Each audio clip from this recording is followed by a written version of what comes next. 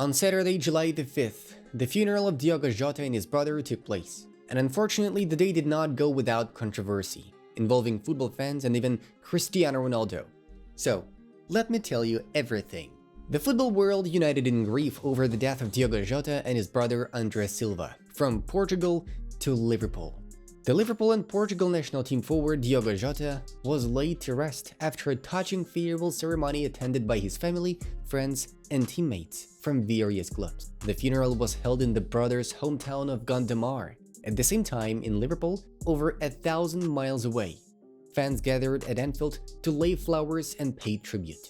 Flags at the stadium were lowered to half-mast, and the club's stores, museum and tours were suspended until Monday. Psychological support was offered to club staff. Early in the morning, family and friends began gathering at the church in Gondamar, the same place where Jota had married Ruth Cardoso just 13 days earlier.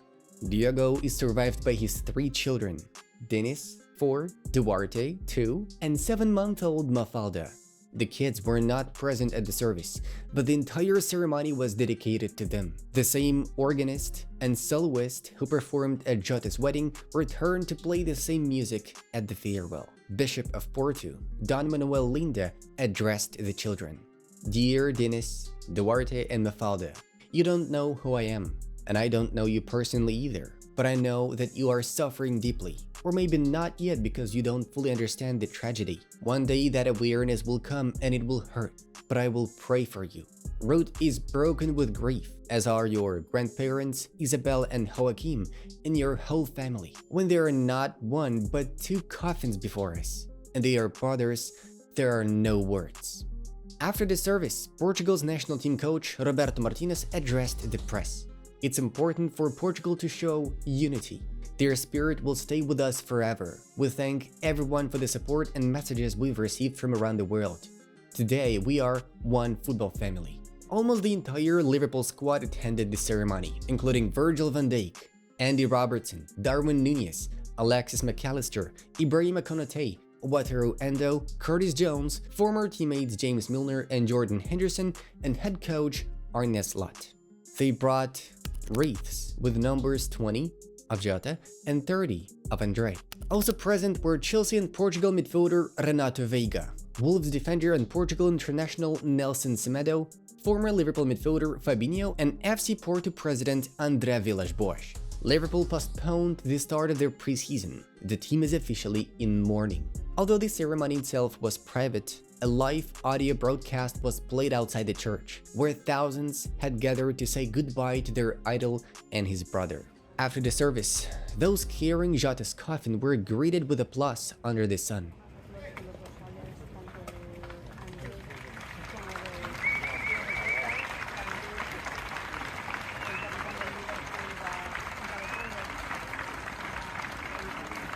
But then, something unexpected happened. Police were called to the gravesite of Diogo Jota and André Silva after fans began taking mass photos near burial site, just hours after the funeral. After the service, the site was opened to fans, but the situation quickly spiraled out of control. People pushed toward the grave and began taking pictures near the headstones. Police had to be called in to restore order, though fans later returned to the cemetery. Another controversial moment came involving Cristiano Ronaldo.